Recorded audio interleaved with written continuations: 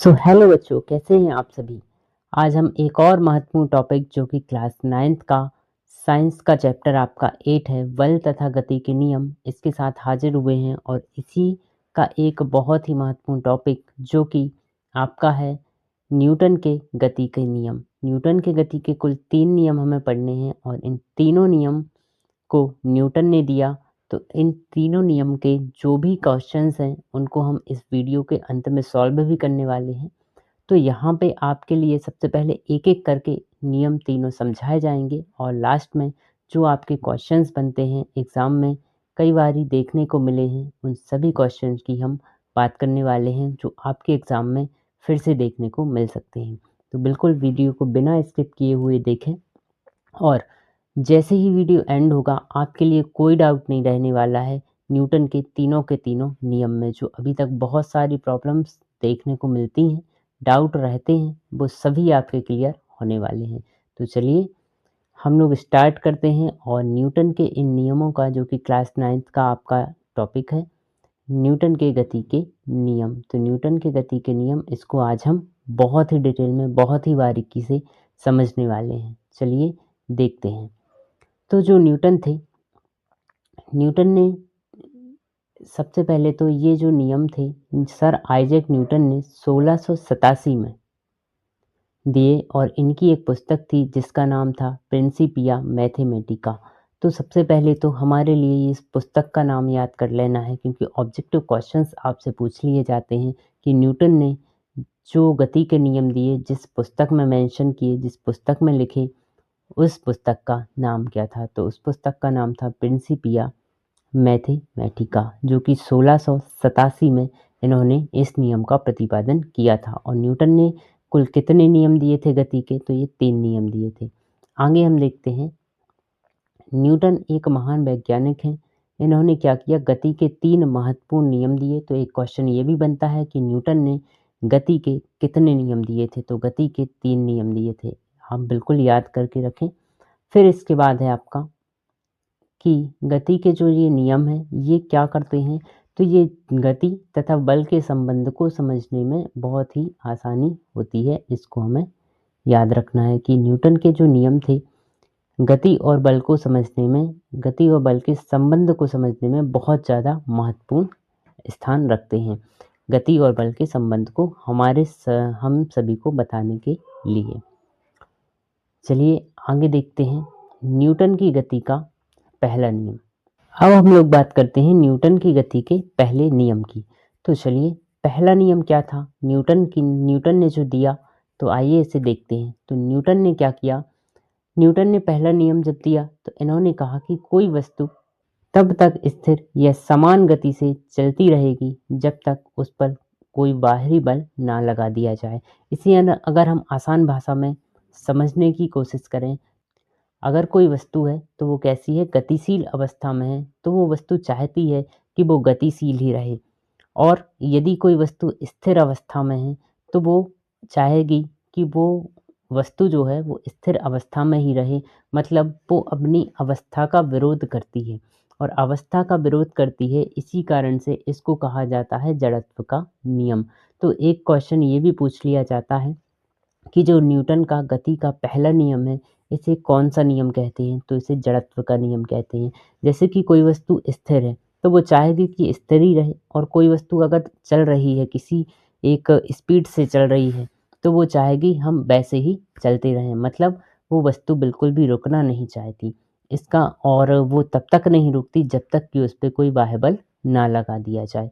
अब एक क्वेश्चन और माइंड में आता है, वो ये आता है कि अगर हम किसी बॉल को लेते हैं और मैदान में ऐसे धुड़का देते हैं, तब क्या होता है, तब वो बॉल आगे जाके रुक क्यों जाती है। अगर ये जो न्यूटन का नियम है ये कह रहा है हमसे कि गतिशील वस्तु है, तो जैसे बॉल एक गतिशील वस्तु है तो उस बॉल को रुकना नहीं चाहिए, उस बॉल को क्या करते रहना चाहिए, उसको चलते रहना चाहिए इनके नियम के अनुसार। लेकिन कुछ समय बाद बॉल रुक जाती है, तो ऐसा क्यों होता है, ये हमारे मन में एक प्रश्न उठता है।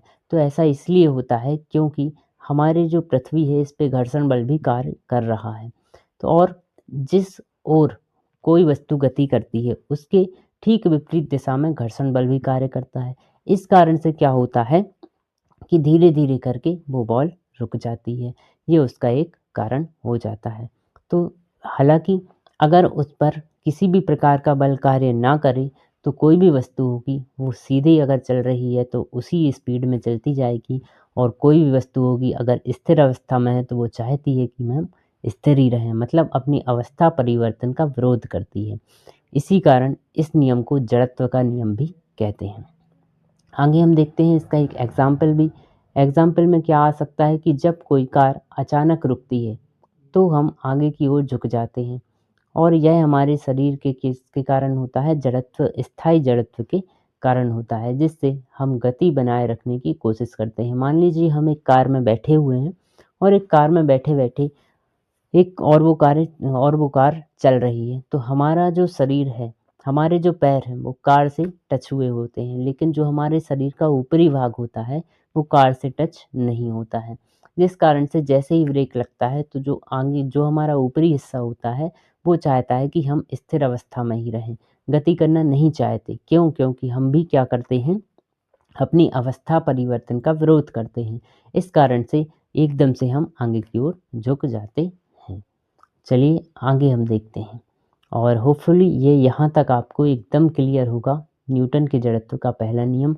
और न्यूटन के जड़त्व का पहला नियम का जो एग्ज़ाम्पल है, वो हम डिस्कस कर चुके हैं कि कार में अगर कोई बैठे हुए हैं, या हम कभी बस में जाते हैं, तो क्या होता है, आगे की ओर झुक जाते हैं, और यदि चलती हुई गाड़ी है और उस पे ब्रेक लगते हैं तो आगे रुकते हैं, और यदि पहले से कार खड़ी हुई है तो हम चाहते हैं कि हम गति ना करें, जिस कारण से हम पीछे की ओर झुकते हैं जब एकदम से तेज़ स्पीड में गाड़ी हो जाती है। तो यहाँ पे वही है, ये आपको डायग्राम के माध्यम से समझाया गया है, और जब एक कार अचानक रुकती है तब हम आगे की ओर झुक जाते हैं। यह जड़त्व का नियम है, जो यह बताता है कि वस्तु अपने वर्तमान स्थिति को बनाए रखने की कोशिश करती है। ये था न्यूटन का पहला नियम, और ये था जड़त्व का नियम। चलिए अब हम चलते हैं न्यूटन के दूसरे नियम की ओर।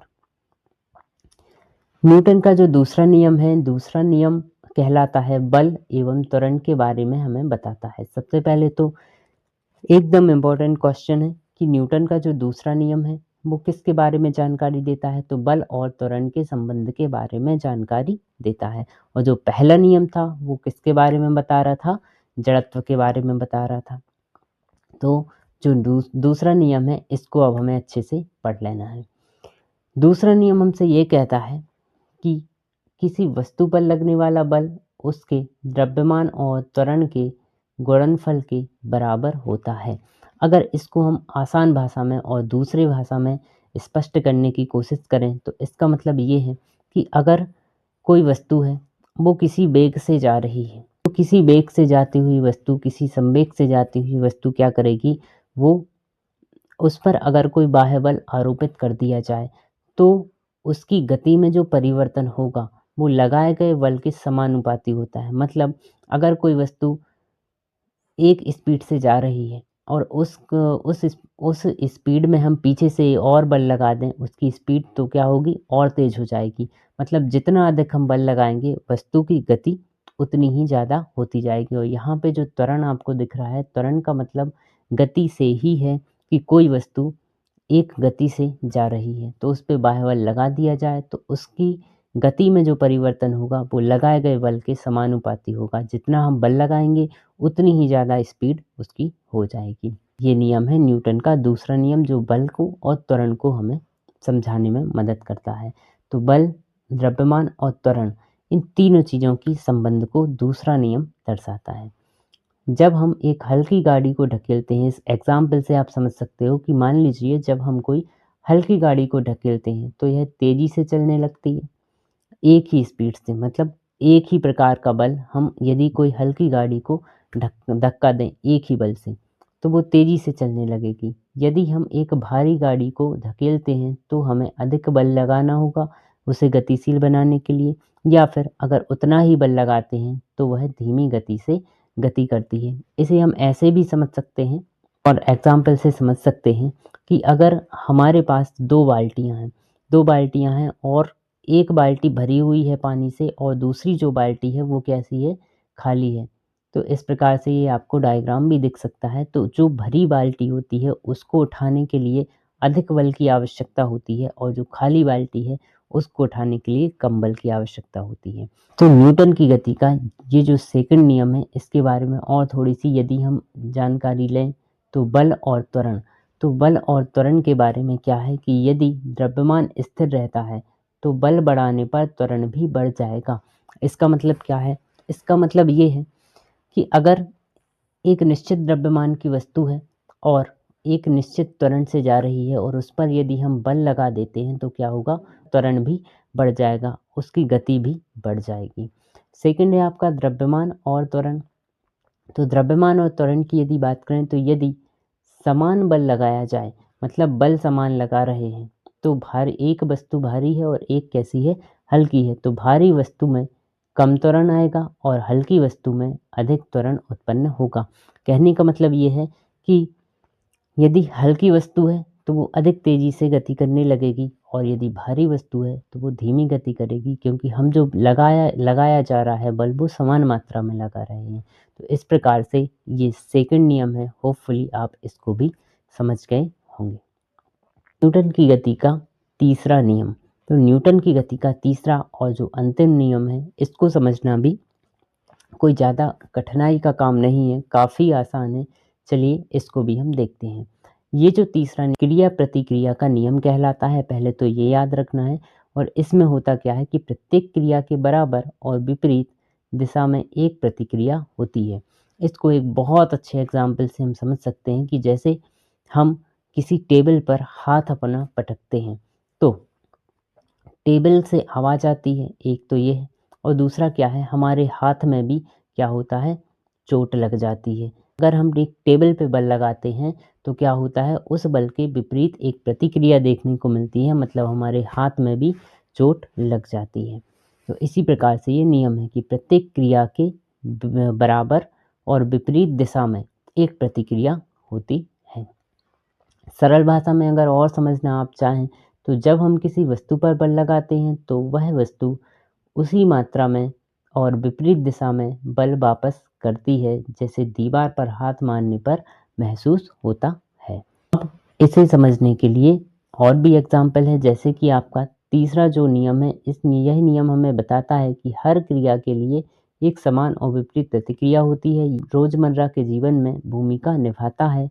जैसे नाव में बैठकर पानी को धक्का देते हैं तो नाव क्या करती है? नाव आगे की ओर बढ़ जाती है, क्योंकि पानी हम पीछे ढकेलते हैं तो इसके विपरीत दिशा में पानी भी बल लगाता है, जिससे क्या होता है? नाव हमारी आगे बढ़ जाती है। तो ये थे हमारे न्यूटन की गति के तीनों नियम, और तीनों के तीनों नियम आप होपफुली समझ पाए होंगे। तो एक बार आप रिवाइज़ कर लीजिए वीडियो को, अगर आपको याद नहीं है तो, और इसके अच्छे से नोट्स बना के रखें, आपके एग्ज़ाम में बिल्कुल पूछे जा सकते हैं। तो आइए न्यूटन के गति के नियम से संबंधित जो क्वेश्चंस हमारे एग्ज़ाम में पूछे जाते हैं, एक बार उनको भी डिस्कस कर लेते हैं। तो न्यूटन की गति के संबंध में जो क्वेश्चन पूछा जाता है, सबसे पहला फेमस क्वेश्चन है कि पेड़ की शाखा को तेजी से हिलाने पर पत्तियां क्यों झड़ जाती हैं। इन सभी क्वेश्चंस के आंसर आज आप याद कर लेना, आज आप खुद से लिख के देख लेना, मैं आपको यहाँ पे समझा देता हूँ। तो पेड़ की शाखा को तेजी से हिलाने पर कुछ पत्तियां क्या करती हैं? झड़ जाती हैं। अब देखिए, जो हमने पहला नियम पढ़ा था वो जड़त्व का नियम था। अब पेड़ की शाखा से पत्तियां जुड़ी हुई हैं, कुछ पत्तियां जो होती हैं वो मुरझाई हुई हो जाती हैं, पीली पड़ जाती हैं। अब पेड़ की शाखा को हम तेजी से हिलाते हैं तो जो विराम अवस्था में हैं पत्तियां, वो क्या करेंगी? वो विराम अवस्था में ही रहना चाहेंगी, लेकिन उनका जड़त्व जो होता है वो कम होता है। तो क्या करती हैं? वो एकदम से नीचे गिर जाती हैं। क्यों? क्योंकि उनका जड़त्व कम है, इसलिए वो पेड़ की जो शाखा है उसको छोड़ करके नीचे गिर जाती हैं। सेकंड है आपका, चलती बस अचानक रुकने पर यात्री आगे की ओर झुक जाते हैं, ऐसा क्यों होता है? तो ये भी आपका न्यूटन की गति का पहले नियम से हमें आंसर मिलता है। जो भी यात्री बैठा है बस में, वो क्या चाहता है कि वो अपने आप को स्थिर रखना चाहता है। मतलब बस यदि गति कर रही है और अचानक रुकती है तो जो ऊपरी हिस्सा होता है वो नीचे की ओर झुक जाता है, आगे की ओर झुक जाता है। क्योंकि पैर जो होते हैं, पैर आपके बस के साथ-साथ टच होते हैं, तो बस गति करती है तो पैर भी आपके गति करते हैं। इस कारण से क्या होता है, आगे की ओर झुक जाते हैं। थर्ड हमारा क्वेश्चन है कि कंबल को छड़ी से पीटने पर धूल के कण बाहर क्यों आ जाते हैं? तो अगर कोई कंबल है, उसको हम छड़ी से पीटें, तो वहाँ पे धूल के कण विराम अवस्था में होते हैं। अब विराम अवस्था में होते हैं तो वो चाहते हैं कि हमें गति करना ही नहीं है, क्योंकि विराम अवस्था में जो भी चीज़ है, जो भी वस्तु है, वो विराम ही रहना चाहती है और गतिज अवस्था वाली क्या करना चाहती है, गति ही करना चाहती है। तो अब जब विराम अवस्था में है, छड़ से पीटा तो जो चादर है आपका वो गति करने लगता है, और जैसे ही गति करता है तो वहाँ के जो धूल के कण होते हैं वो बाहर आ जाते हैं, क्योंकि वो विराम ही रहना चाहते हैं। ये भी हमारा न्यूटन की गति का फर्स्ट लॉ से ही इसका आंसर हम दे सकते हैं। अगला क्वेश्चन है, क्रिकेट खिलाड़ी गेंद को लपकते समय अपने हाथ पीछे की ओर क्यों खींचता है? तो होता क्या है कि न्यूटन की गति का जो सेकंड नियम है, उसके हिसाब से इसका आंसर हम दे सकते हैं कि अगर क्रिकेट का खिलाड़ी पीछे की ओर करता है तो संवेग परिवर्तन की दर क्या हो जाती है, कम हो जाती है और हाथों में चोट कम आती है। बंदूक से गोली चलाने पर चलाने वाले को पीछे की ओर झटका क्यों लगता है? तो जो न्यूटन की गति का तीसरा नियम है, हमें बताता है कि प्रत्येक क्रिया के विपरीत एक प्रतिक्रिया देखने को मिलती है, विपरीत दिशा में। तो जो बंदूक चलाने वाला व्यक्ति होता है, तो बंदूक की गोली आगे की ओर जाती है, तो वो तो प्रतिक्रिया बल है, विपरीत दिशा में लगेगा, इसलिए पीछे की ओर झटका किसको लगता है, बंदूक चलाने वाले को लगता है। अगला क्वेश्चन है, नाव से किनारे पर कूदते समय नाव पीछे की ओर क्यों खिसक जाती है? तो ये भी न्यूटन की गति का तीसरा नियम हमें बताता है कि नाव से अगर हम किनारे पर नाव आती है और आप आगे की ओर उतरते हैं तो नाव को पीछे की ओर धक्का लगता है। क्यों? क्योंकि आगे जो प्रतिक्रिया की गई है वो पीछे की ओर भी विपरीत उतनी ही बल से, उतनी ही गति से क्या करती है, विपरीत दिशा में बल लगाती है या विपरीत दिशा में प्रतिक्रिया देती है। तो ये थे न्यूटन भाई साहब के द्वारा दिए गए कुल 3 नियम, और इन तीनों नियम को आप समझ पाए होंगे। चलिए एक बार रिवाइज़ आपको मैं करवा देता हूँ। ये जो नियम दिए गए थे ये 1687 में दिए, और इनकी एक पुस्तक थी जिसका नाम था प्रिंसिपिया मैथमेटिका। इस पुस्तक में इन नियम को लिखा गया। फिर इसके बाद हम लोगों ने पढ़ा न्यूटन की गति का पहला नियम, जिसे कहा जाता है जड़त्व का नियम। और जड़त्व के नियम में होता क्या है कि कोई भी वस्तु स्थिर है तो स्थिर रहना चाहेगी, गति कर रही है तो गति करना चाहेगी, मतलब वो अपनी अवस्था परिवर्तन का विरोध करती है। फिर इसके बाद न्यूटन की गति का जो दूसरा नियम है, ये कहलाता है आपका बल और त्वरण में संबंध को हमें दर्शाता है। ये आपको मोटे-मोटे तौर पे याद ही रखना है। फिर इसके बाद है जो तीसरा नियम, ये क्या करता है, प्रत्येक क्रिया के विपरीत एक प्रतिक्रिया देखने को मिलती है। ये था हमारा तीसरा नियम आपका जो न्यूटन ने दिया था।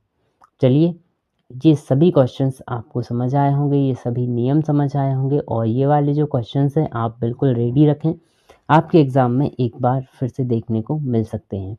और आपको किस तरह के वीडियोस चाहिए हैं, कौन-सा टॉपिक चाहिए है, कौन-सा चैप्टर चाहिए है, वो आप कमेंट करके ज़रूर बताएँ। उस पे भी वीडियो बनाने की पूरी कोशिश रहेगी।